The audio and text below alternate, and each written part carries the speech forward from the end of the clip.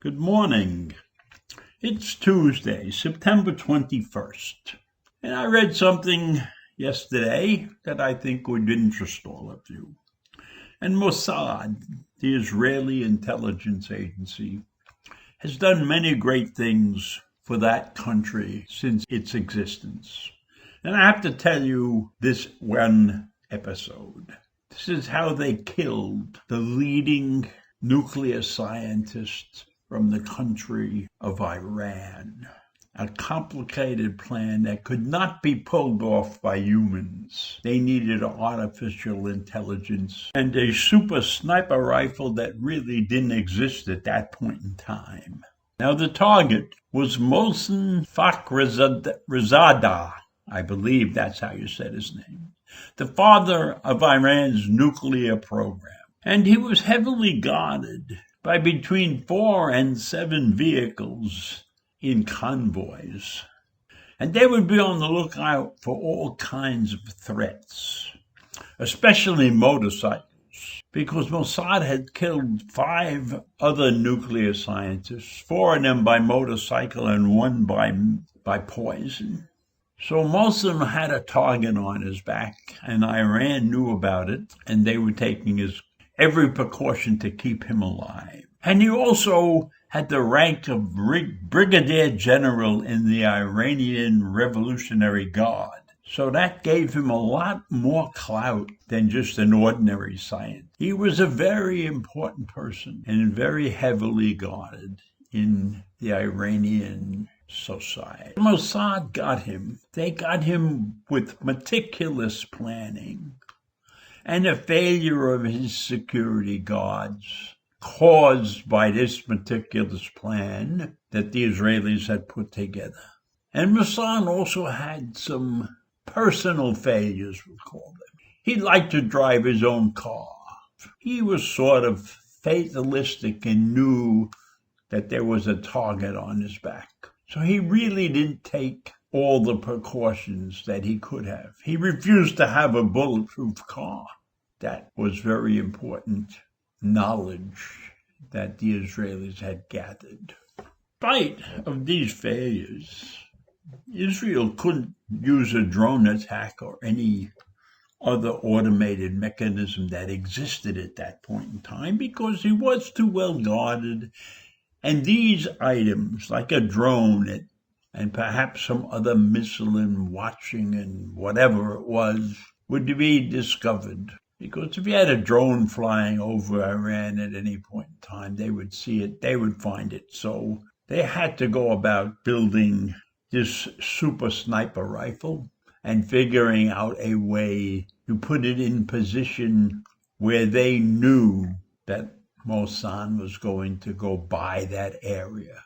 Now this super weapon had to be smuggled into Iran in bits and pieces and put together in a secret location before they can bring it to the site of the attack.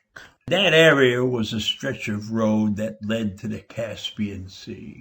I believe Mossad had a villa or some vacation home in that area, and he went there frequently. So Mossad had to set up their super sniper rifle in a position to watch that road. Few armies have a remotely fired rifle that can fire 600 rounds a minute, but Israel had this weapon. Israel had to write a program, an artificial intelligence program that was going to compensate for the technical problems that could have and probably would have doomed the mission.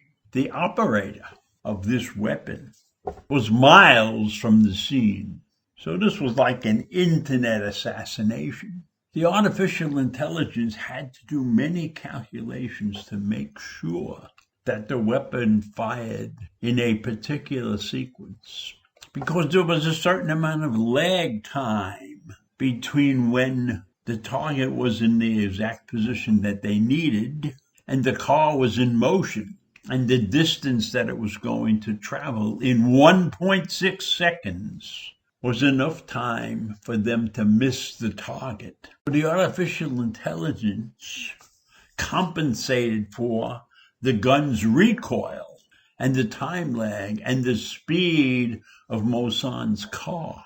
And what the Israelis did, was they set up where the shooting was going to take place. They abandoned a car on the side of the road, which would cause some kind of traffic disturbance.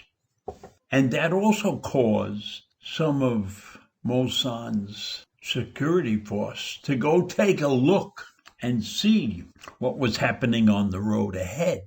So they abandoned him on this stretch of road. Because of that, he was left unguarded.